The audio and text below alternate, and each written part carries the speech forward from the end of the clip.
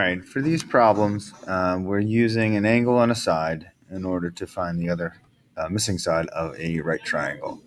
So in this case, the first step is to take our, look at our angle, our 30-degree angle, and this is the angle that we'll be using to solve. And then we're going to label the sides. So we're going to label this O for opposite. We're going to label the hypotenuse, which is the side opposite the right angle, with an H. And we're going to label the side that's adjacent or next to our angle. That's really the one that's left over, with an A for adjacent. All right. So since we're looking at these, this side, we know the hypotenuse, and we're looking at the adjacent side. We're going to look through our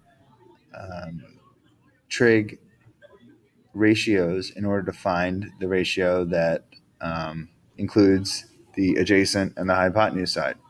So if we look through that list, we should find that cosine theta equals adjacent over hypotenuse.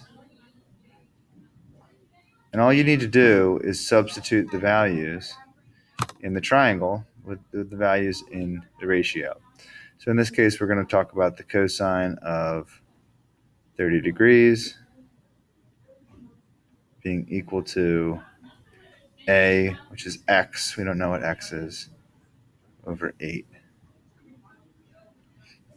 We need to find the cosine of 30, so we'll use a calculator for this, and we're going to type in cosine of 30. We're going to make sure that we're in degrees, and we should get 0.866.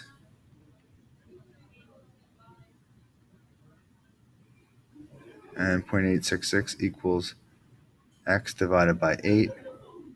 And we're going to use inverse operations to find out what x is by multiplying both sides by 8, both sides of the equation by 8. And that cancels out these 8s and leaves us with 8 times 8.66, or 6.9.